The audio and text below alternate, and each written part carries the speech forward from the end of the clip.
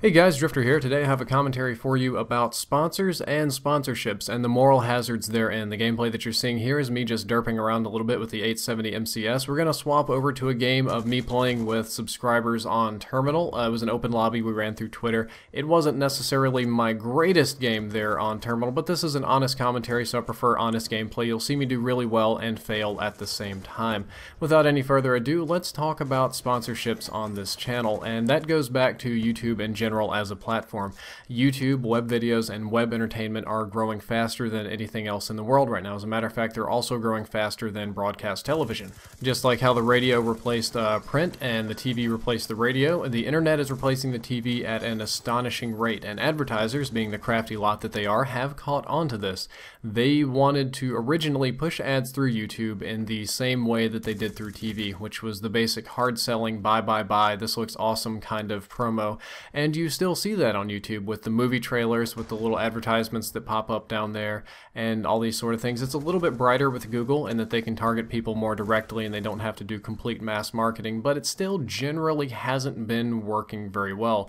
For those of you that know anything about advertisements online, they are essentially worthless until you get colossal numbers behind it, which is why YouTube works so well. So advertisers have decided to swap over to something more effective, which in most cases is either viral marketing or product placement. Viral marketing, you see videos like this on the internet, kind of like Will It Blend or some of the car or basketball accessory commercials where they do something really cool with a product that's sort of in the background, and the video itself is neat and entertaining and people share it and watch it and they kind of pick up on the product. It's just kind of a total crapshoot there on whether or not it's going to be effective. The product placement, however, is much more effective. You see this in movies and on YouTube and web platforms. In movies, it's usually like the characters are talking on a certain cell phone or they're wearing certain clothes. James Bond movies are notorious for this, where all of James Bond's gadgets are sponsored. But you see this on YouTube too. Just about any sort of not placement, review, or when people answer what their setup is and that sort of stuff by a major channel is going to be sponsored in some way. I'm in this boat too. I'm not a saint.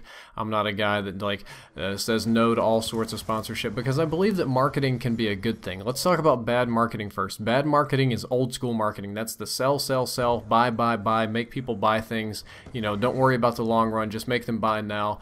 And that's what I was taught in university is considered bad marketing or old school marketing. The new wave of marketing, or what I would call good marketing, is better known as relationship marketing. You only want to advertise to people that you believe will actually want your product. You don't want to create a false need for them or mislead them or do any sort of short-term sales technique, because while you may be able to mislead somebody and convince them to buy something right now, they're never going to come back to you for anything else ever, and it's going to damage your reputation and the reputation of that platform as a marketing tool, because the goal of marketing is just to let people know that there are some things out there that they might want to spend their money on and enjoy, and if you abuse that, it's eventually not going to be very useful.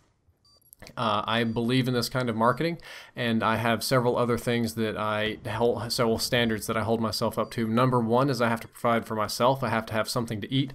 A roof over my head. Electricity is usually nice considering my job is YouTube. After that, I have to take care of my family. I have to see that my wife is taken care of. My brother is something of an orphan. I have to see that he's taken care of because his mother is mentally handicapped. She's my mother too, so I have to watch after her a little bit. My dad is trying to get on disability, so I got a lot of people that kind of look to me for support, and those people I have to support. But there are other people in the network now that I support because I consider this YouTube channel in some way a relationship with thousands of people. Obviously, I can't focus on one person or have a lot of back and forth, but it's a sort of do no harm policy. Many of you out there kind of look up to me.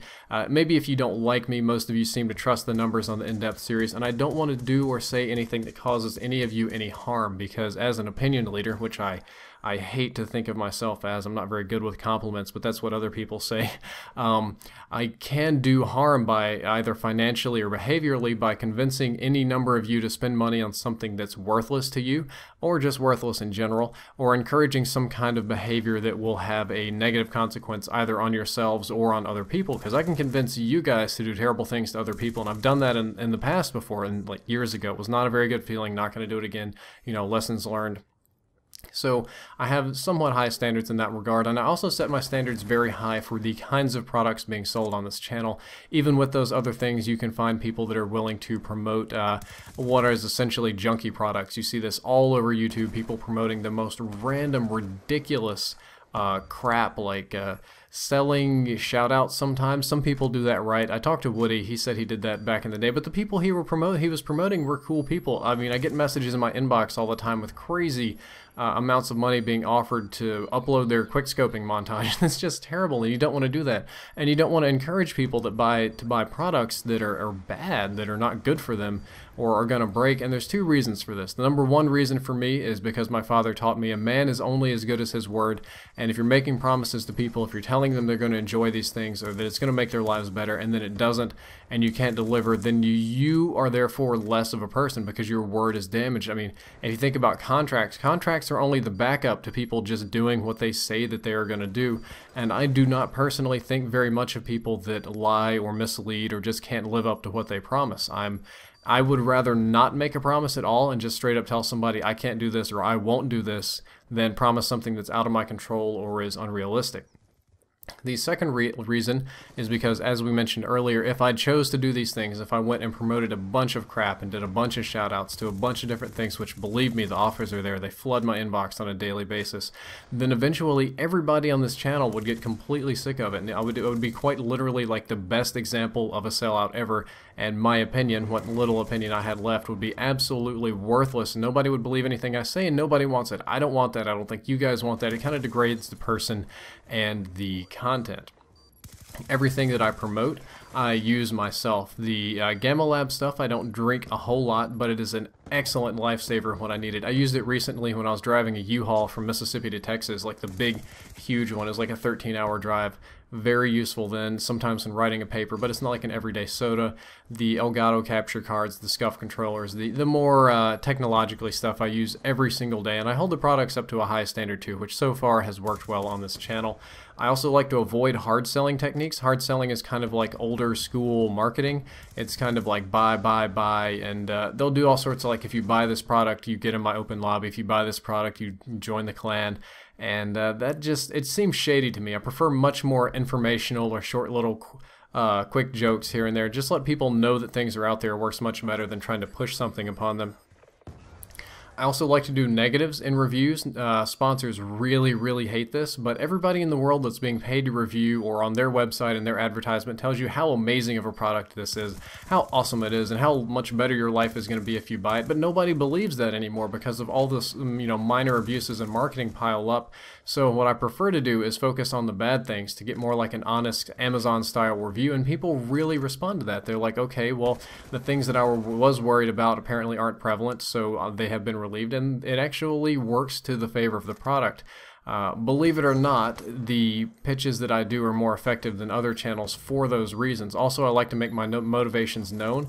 Just about every single review of any sort of capture card or energy drink from several different companies, controllers, all this sort of stuff is 100% paid sponsorship review. Generally, the more they pay, the more positive the review is. I try very hard to stay objectively and neutral despite the amount of payment. And the sponsors, they really hate this. They also, more than anything, they hate telling people, yeah, I get a commission, or this is a flat rate thing, blah, blah, blah.